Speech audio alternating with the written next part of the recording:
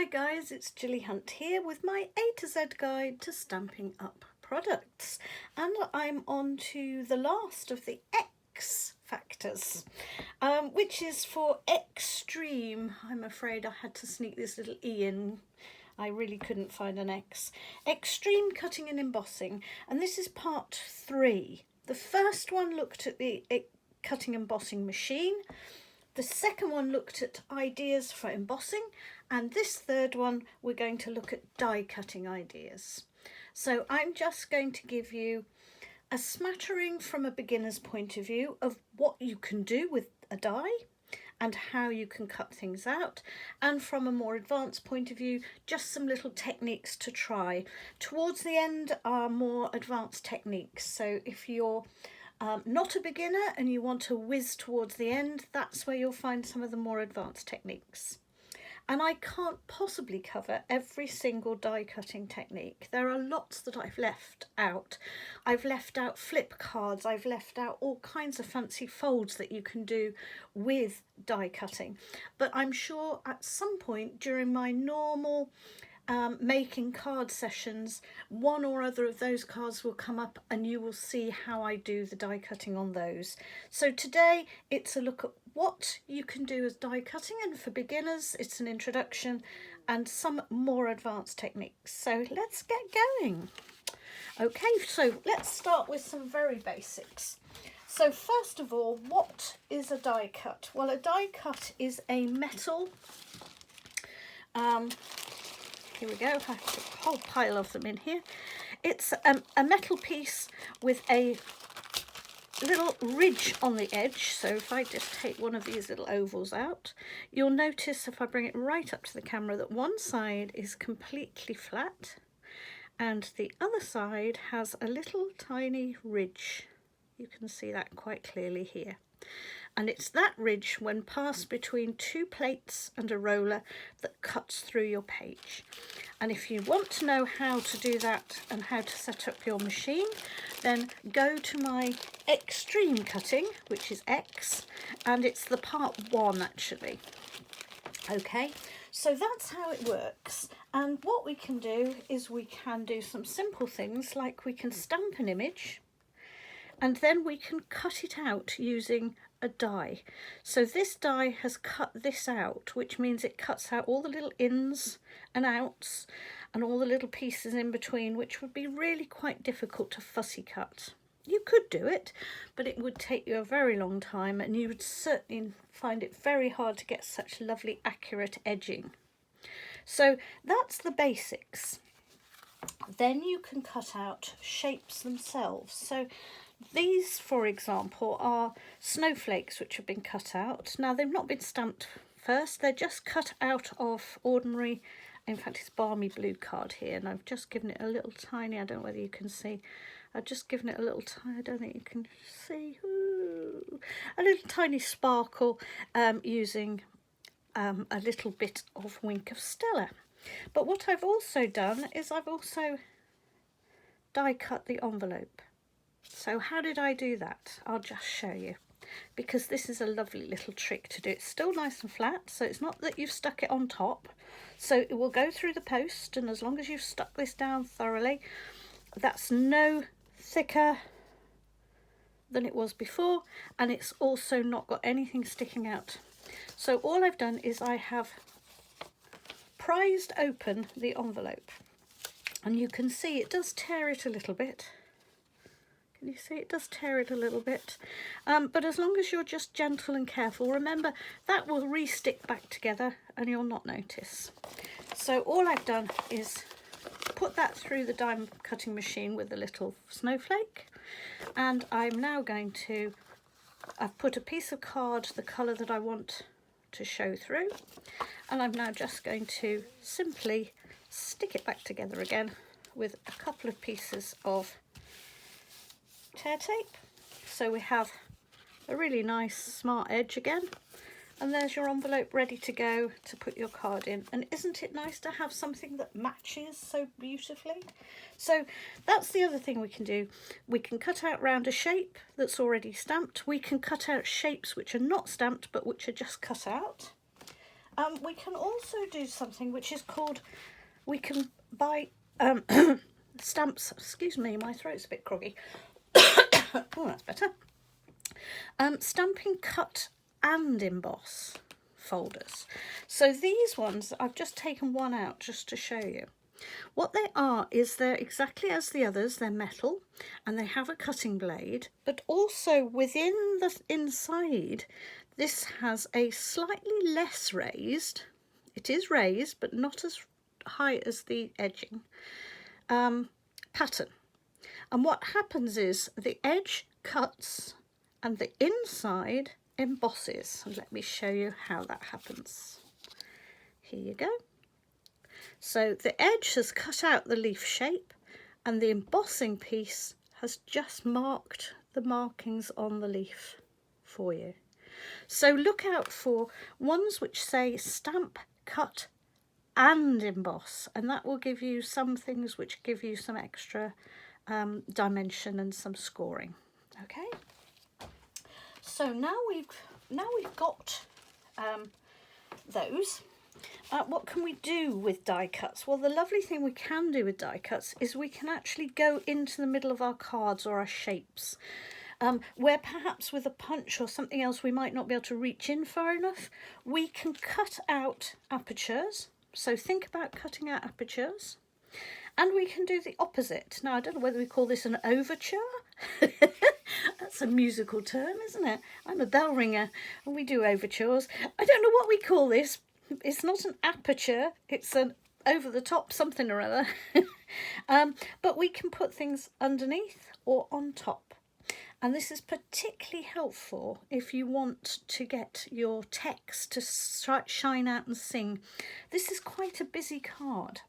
It's got lots and lots of lovely images. This is all stamped, this is cut out, this is embellished, these are embellishments, this is layered up. It's got, if you look from the side, it's got quite a lot of dimension to it. And all I wanted was this to sing out. And so we put this into that window and it really, really highlights it. Everything is around and based around that text. And likewise with this one, which is a beautiful card, and I wish I could thank whoever it is that did this, because I know I didn't, but it's got no markings on, and I think it may have been someone in one of my classes. So thank you, whoever you are. If you recognise your card, thanks a million, let me know and I can validate you. If not, just isn't it wonderful when you have friends that you share cards with? And I'm hoping they also share my cards with their friends too. So happiest of birthdays to you, and this has been cut out and put on top of the design. But because this is cut out with a really pretty little edging, it just shines out from the rest. Okay, so think about using your dies for apertures. Also think about them for layering. So I'm going to give you some. Right, I have here, we have some lovely layering dies. Now you can layer all kinds of dies, they don't have to be ones that are specifically for layering, but we do have some wonderful packs of ovals with scalloped edges and straight edges. We have circles with scallops and straights, we have squares and so on. And these are fabulous because you can then cut out as many as you like, and I'm going to talk about that in a moment, but let's just look at the apertures first. You can cut out as many as you like, and you can put them together in any kind of combination. So you can have scallops with a smaller oval, or you can have scallops with the correct oval that just gives it a tiny little edge. And we could even put those together and layer them up. We've got the red as the background and the scallop inside, so we've got ovals and scallops the other way around. Or you can just simply make your ovals mount up in size and shape, and by adding a couple of little dimensionals on the back you can raise it up and we can make some amazing mixed up shapes, sizes, etc.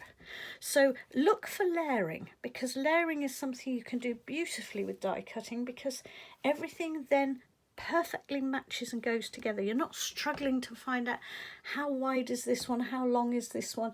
You know that they've been designed specifically to layer up together and to fit beautifully. Okay, now I did say I'd just talk about this for a moment. What I have done here is I cut out 3 like this, different sizes. I can't remember, that one must have been that one and that one must have been that one, I think. But I know as I was cutting I had a scrap that was this big and I thought, oh, I can get those 3 on there and we can use up every inch of my paper. I like, where possible, to make the most of every inch of my cardstock.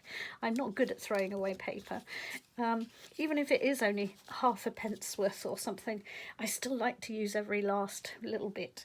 Now, you can put any number of dies on the plates and run them through the machine.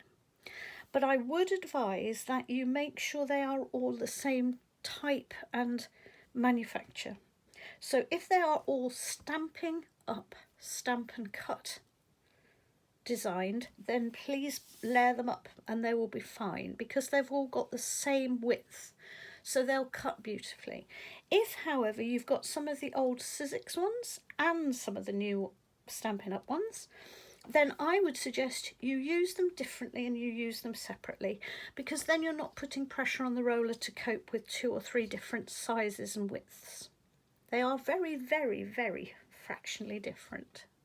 They'll all cut beautifully, but they'll cut a lot better if you put them through with the same type of die. Okay, so there we go. Layering, think lots of layers when you're using dies. Now the opposite of that almost is to think about cutting away layers or cutting away bits. So for example, we have this lovely die. Here it is in the packet. Isn't that fabulous? And it cuts out loads and loads and loads of hearts all in one go, one big piece. And it creates this big piece. And it also creates, which I think is equally as much fun, it also creates a whole load of wonderful cutaway hearts, because these all fall out from within it. So I now have a big bag of hearts to use in shaker cards, or just to generally decorate all kinds of things, almost to use them as little embellishments. So look for ones which give you double your buck, but also look for ones like this, which perhaps maybe you want to, let's just cut away here. Let's cut away here. You can also create, and I could go on and cut away some more and some more and some more, but you can also create little clusters of hearts. So if you don't want quite so many on one card, let's just grab a card, you can just have a little corner. And doesn't that make a difference? And quite a different card than if you were using the whole of a big block. And you might like both, but it gives you the option of both. So look for embellishments and die cuts that, when you get them cut out, will give you all kinds of other little shapes and sizes. I've had things like, you know, you cut off the nose of a rhinoceros, or the horn on the rhinoceros, and that can become a little teepee in a child's game, or there's all sorts of little things you can cut out. Now, the other thing to look out for, if you're looking for dies at the back of the catalogue, and I am going to show you the back of the catalogue because this is where you go to find your dies. So once you've got your lovely die cutting machine, which is here. So remember, you're going to buy yourself this lovely Stampin Cut and Emboss machine, and you're going to look back at my other video to show you how this works and how the plates put the die cutting through. And then behind that there are all the spares that you might need, but also all these lovely, lovely die cuts. And it looks quite confusing. Because they're just sort of shapes and patterns, but you will get used to it, and I can show you as we're going along that these are all different, very, very different. Some of them cut out patterns, some of them cut out pictures or sort of more pictorial things. Some of them cut out words, which are really useful. Some of them are designed specifically to work with a stamp set. So, you know, you'd cut out all the pieces for your stamp set. And some of them are just to help you create some lovely shapes. Here, for example, the detailed bands. This one here, okay, is that. No, it's not, it's that. There we go, it's that one. And this and that's what it looks like in real life. Okay, and it usually tells you on the bottom the size of the dies, and that's really helpful because that will give you an idea of how big something is and it's going to be. Okay, so that's where you go to find and buy your dies. And when you buy them, one of the things you can buy is quite a number of different things to do all sorts of things, but including, ooh, let me just get the right bit, here we go, including dies that are templates for a box. So I'm just going to put this in there like that. And this is what they are. This is a template. This is called the Curvy Keepsake box, but there are several other boxes, including one that makes this beautiful little, tiny little sweetie container. Isn't that pretty? It's really tiny and cute. Put all sorts of little tiny trinkets and things in there. Great for sending a pair of earrings. I love earrings, so I'm forever making and sending earrings to people. So here's another thing you can do.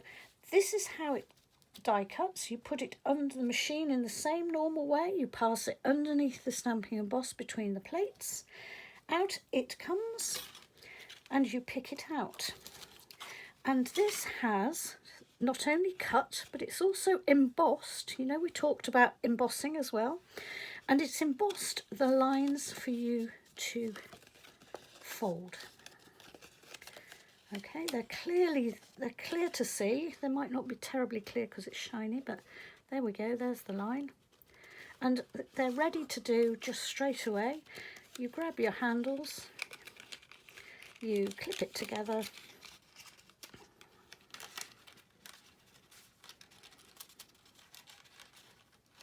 a little wiggle.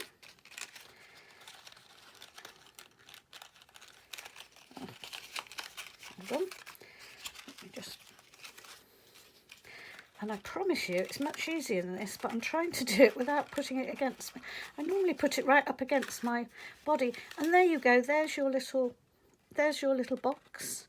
And now what you can do is you can just add a ribbon, and you've got the prettiest little tiny hanging box to hang on maybe a Christmas tree, or to put on a placemat at Christmas time, or to send a little birthday gift to someone.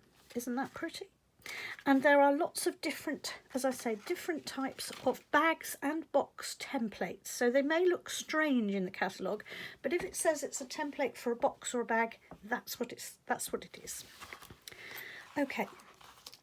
I'm going to start talking about some techniques in a minute, but just before I do, I want us to, oh, sorry, I've got all sorts of things here that I don't need. What am I going to do? Here we go. I should have a card somewhere. Oh, here it is. Because we used it at the opening, didn't I? Oh dear, I might get my act together in a minute. Okay, now I just want to talk about two different surfaces which need treating differently. And that is foils and glimmer papers or glitter papers. Okay, if you are cutting a foil, you need to cut from the foil side, if you possibly can, downwards. Now I say if you possibly can, because very occasionally you need to go the other way, because you maybe want something facing a different way. So if I wanted this little deer to be facing that way, I'd need to cut him out from that side, because I'd want him still to have his shininess showing. Okay, so if it's a foil, you need to have it from the top with the plate like that. If it's a glitter or glimmer paper, you need to be cutting from the back. So imagine this is your glitter or glimmer. I should have had a piece, shouldn't I? But never mind, I didn't. If this was a glitter or a glimmer paper, you need to put it down and you need to cut that way. The reason being, when you're cutting foil, you want to press the foil onto the paper, because actually if you press it the other way, it can, on poor quality foils, so no worries with Stampin' Up foils, but it can separate the foil from the top of the paper, so it pushes it off the paper, whereas this way you're pushing it onto the paper as you go through the machine, so it helps bind it together. It also means that when you get the edges, it rolls and pushes it over the edges, so you get what seem to be lovely golden edges on this one, and you don't get a nasty sort of white edge to it. Okay, and that matters particularly if you're using it for something like a really dark foil. So this lovely dark blue foil here, this edge of this dark blue foil looks totally blue. Okay, now I have actually also coloured in the back, which is another little trick you can do. So if you're exposing the foil, and it normally has a white backing, because we have marker pens and we have blending pens, so either a Stampin' Blend or a magic marker, in the same colour, you'll get that backing just to match everything else, okay?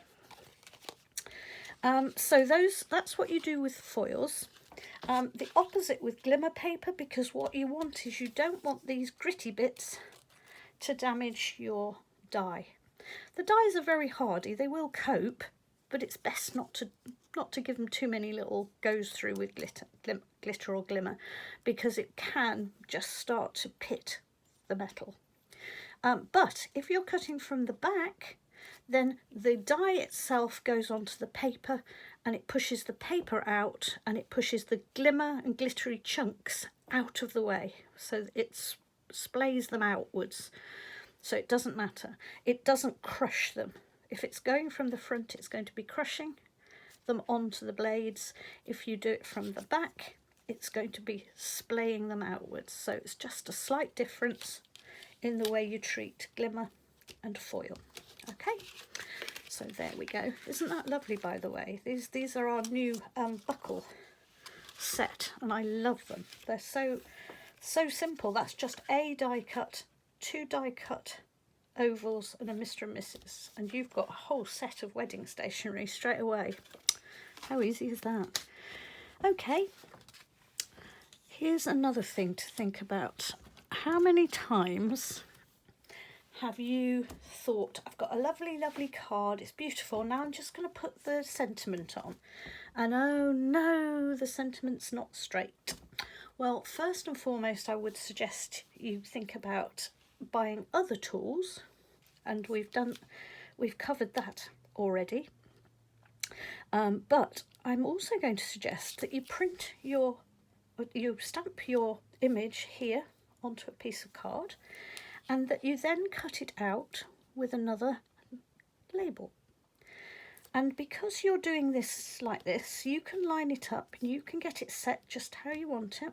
You can make sure it's absolutely square. Is it absolutely square? Okay, and I'm just going to run it through the machine just to show you. Oh, I might do if I don't drop all the plates all over the floor. Hold on, let me just bring this in. Okay, I can't wait for the mini to be available, because when I've got the mini, I'll be able to pop that underneath and you'll be able to see it much clearer. So here it goes. Here's your plate. Let's put these on, and I'm going to run it through.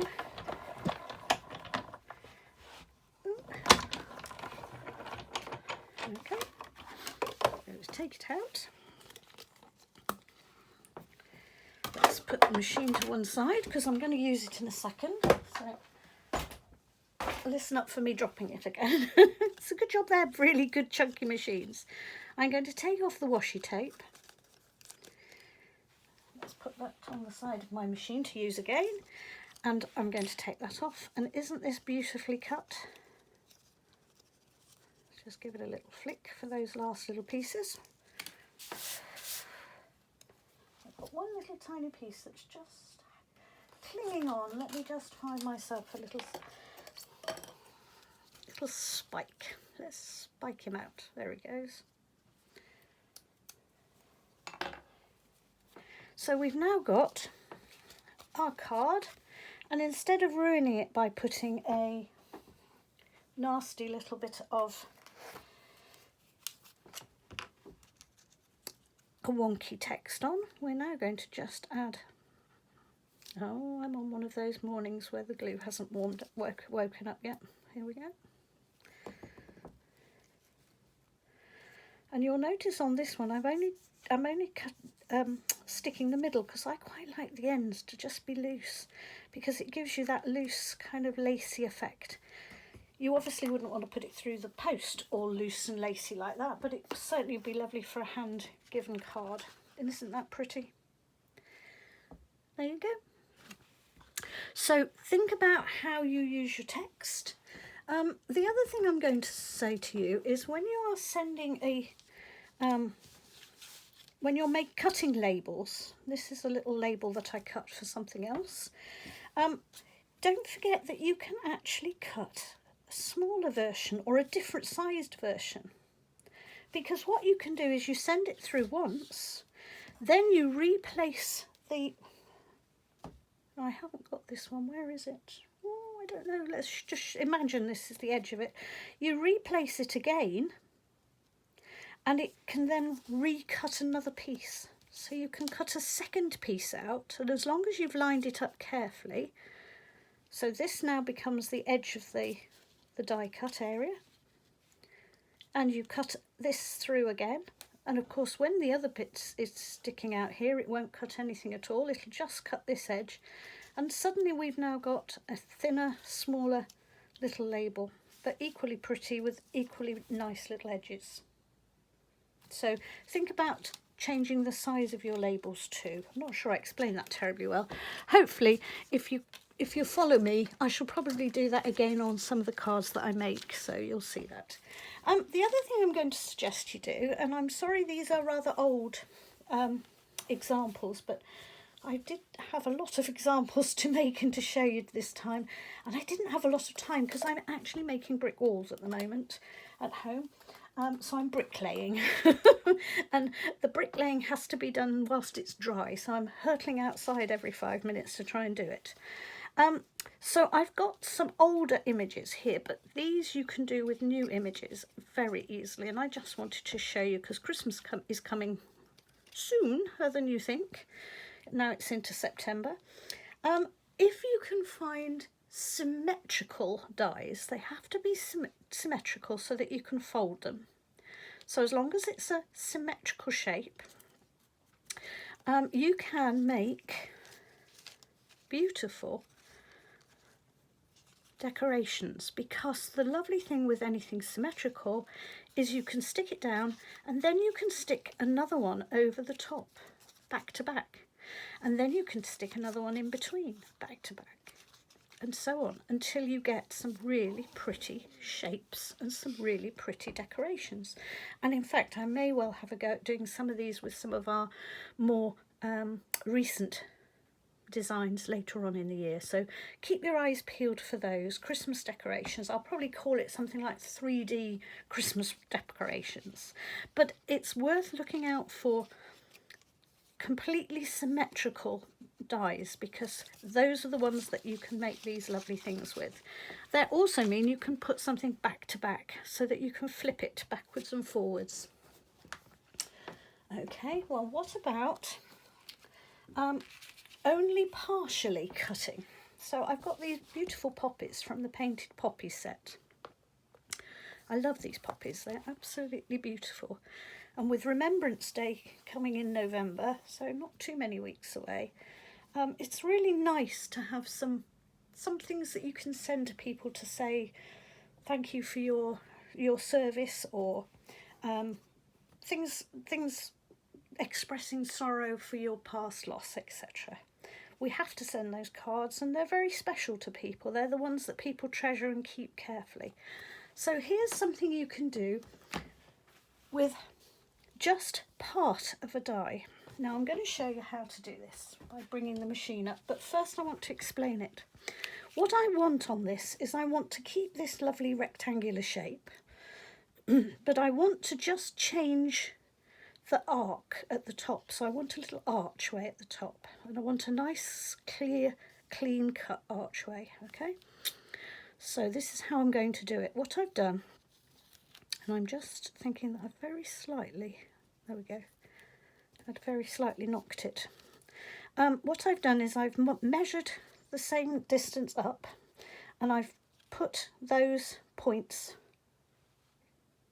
at the right place to give me the arc that I want, and I've very slightly undercut it on the card. So the card has been cut. I've chosen an arc that's just slightly wider than the card. Can you see those little tiny edges of the card there? So when I turn it over, you can see that the cutting edge is just sticking out at the side. Okay, and it's this arc that we want. So here goes. This is what we're going to do. Let's bring the machine up. Oops. I'm trying to put this sort of half and half so you can see. Okay. I'm going to use the usual plates. So it's plates 1, 2 and 3. And then I'm going to put this down. Now, this is where I have to think very carefully. I only want to cut this top piece. I do not want to cut this bottom piece because I've cut off all the bottom of my card. So this is what I'm going to do. And I'm going to just push it a little higher to show you. I'm going to put in this piece, and I could do it this way, or I could turn that round and I could do it that way. And that's probably the easiest way, so let's do it that way. So I want this piece to cut. So the bit that I want to cut, I need to have covered by the plate. Okay, so this is the piece I want to cut, so the plate has to go on top of it. All right, this piece I do not want to cut, so it must not have a plate on top, because it will only cut where you've got a plate underneath and a plate on top. It will not cut this piece here because it doesn't have a plate to put any pressure on it.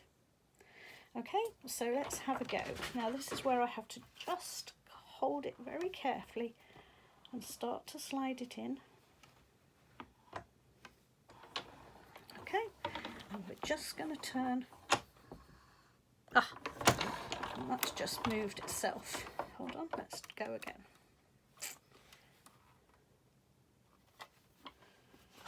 Didn't hold it for long enough, so I've got to just very slightly get it to go in.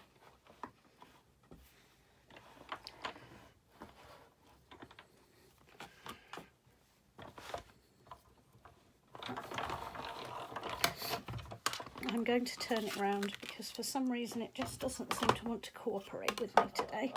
So I'm going to turn it round, and this is something that you may find. Sometimes they just want to go and sometimes they don't. So let's try again this way round. So I'm hoping that by the time I've got this plate running through, it will help take the pressure through. Okay, so let's go again. There we go. That's caught itself.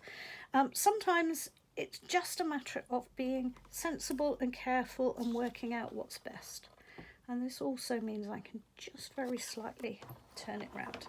So there you go. My first instinct to put it this way round was correct. And although you can do it both ways, this was obviously the way this particular die wanted to work. So through it goes. Don't forget, we've only put the plate across the top piece. And in fact, you can see, look, where it's gone across. There's the half circle on the scratch on the plate. So let's pick our poppies out. We're going to take our circle off. We're going to peel our embossing our washi tape off. And I now have a really nicely arched top to my card. Okay, so that gives you a really nice smooth topped arch. And just occasionally, if you haven't got it quite squared on, and if I'm being really picky, and I am being very picky now, I might just want to just take a tiny little chunk. There we go. It was only the tiniest little piece. And that's just how you set it up. But it does mean you can get some very nice tops to your cards. And you've now changed that from being a circle into being a semicircle, simply by placing the plate just over the part you want to cut. Okay, and you can do that with all sorts of things. So you can redesign your cards to have circles and arches, but you can also cut off other pieces of your designs with other shapes. So think carefully about extending your blades that way. And here's another way to extend your cutting. Oops. I have here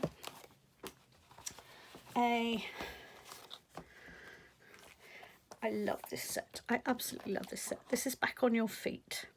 And we have this wonderful turtle who's upside down looking, turtle tortoise, I don't know which he is. He's probably a tortoise actually. We have the giraffe with his knot in his neck and the poor old sloth hanging onto his branch with his poorly paw. But I wanted to use the giraffe and I wanted his neck to stand out from another shape. And I've chosen a circle.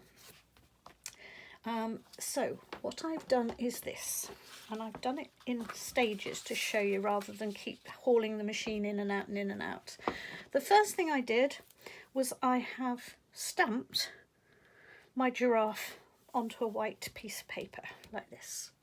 Okay, then I've decided which bit I want to stick out of my circle, and I've chosen a small circle that's just going to kind of have all his body, but I want his neck to stick out because I wanted to accentuate the fact that he's got a big long neck. So that's I've chosen, and I have just put a line with a pencil around that circle top just to give me a marker. Okay, and I've done quite a big one just because I wanted you to see it on camera. Normally I'd just put the tiniest little dot, but just to show you, there you go. And then what I've done is I have used my scissors and I've cut down to the point where that circle meets his head. And I've cut round it. And I've gone to where that circle meets his neck this side. And then I've cut away this piece here because we don't need it. Okay, can you see that nice and clearly? So I've cut down to the point where the circle met here. And then I've cut round. And I've got rid of the waste piece. So that's what I've done so far. Now I'm going to bring the machine up. And we're going to bring that circle, wherever it's gone, here it is. We're going to have the same plates, 1, 2 and 3, because we're still working with these lovely little thin dies. Okay, and now this is where I need you to be able to see. So what we're going to do is we want to cut a circle around his body, okay? But I don't want to chop his neck off. So this is why we cut his neck out. Because what we're going to do is we're going to loop the circle in behind his neck. And I'm going to pull it down nice and tight. Okay, nice and tight. Now, think carefully. The cutting blade is now underneath here, and it will cut this bit, this bit, this bit. And when it gets to here, his neck is now on the smooth piece, not underneath the cutting blade at all. And so it doesn't cut his neck off. Let's show you. Let's just pop these in. Whiz him through. Out he comes. Oops, here he is. Let's just put the machine out of the way. There we go.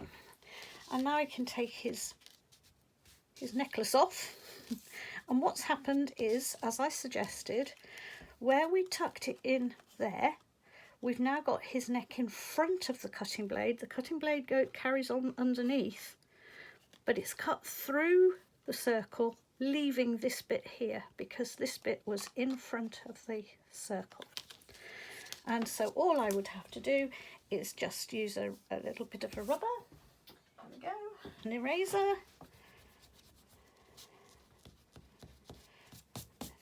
all of you giggling in America, we have a different word for rubbers.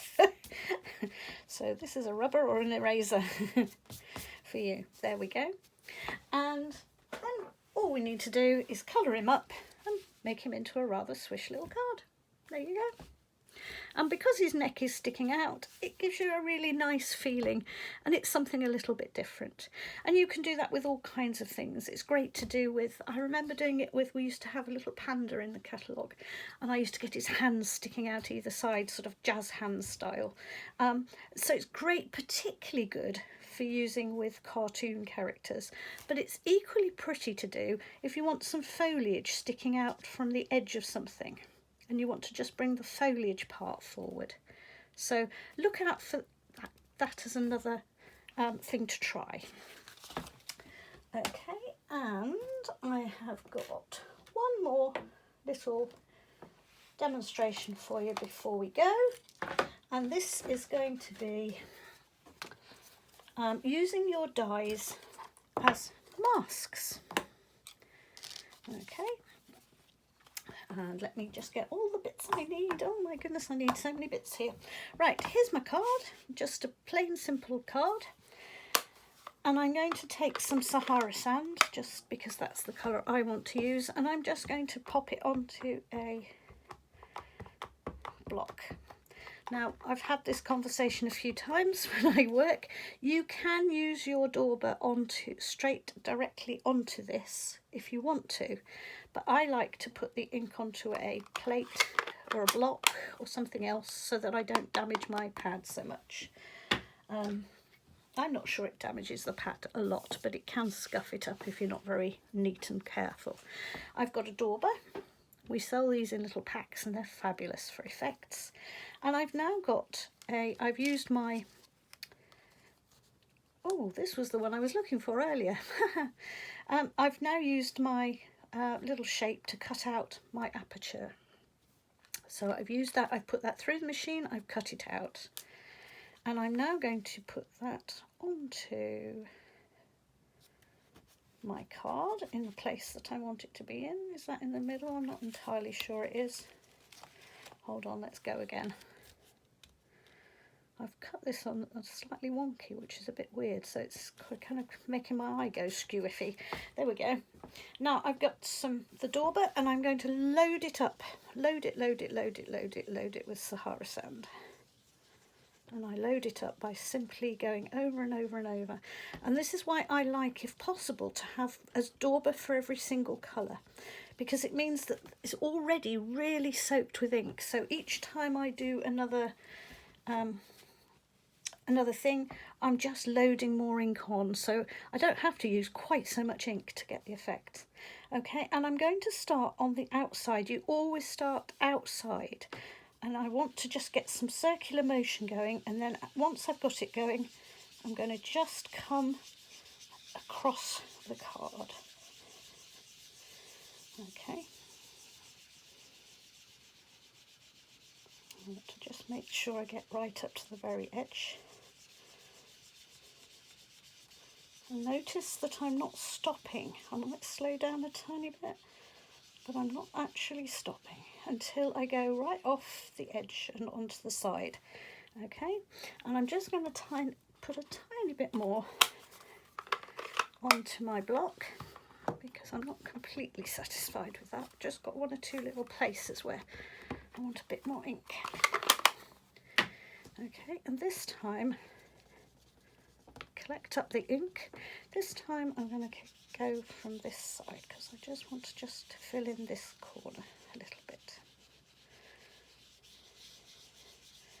I'm trying to get it so that one side is slightly more than the other. I just want the effect, but I don't want it to go patchy, so there we go. Okay, now if I was doing this on my own at home, I might take a lot longer and I'd put a very much lighter coat and another lighter layer and another lighter layer, but I want to show you the effect, not to have it necessarily perfect. So, excuse me, that's a little bit of the rubbed out pieces from the last.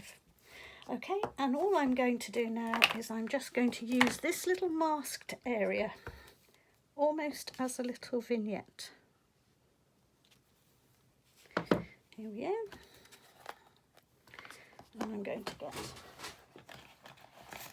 a little glue dot, and I'm going to push my bow against the glue dot. And how's that for a very simplistic but quite a pretty little card? Okay, but what we're doing is we are using the die cut image as a mask, and I've just used ordinary Whisper White card for that mask and cut my die shape from that.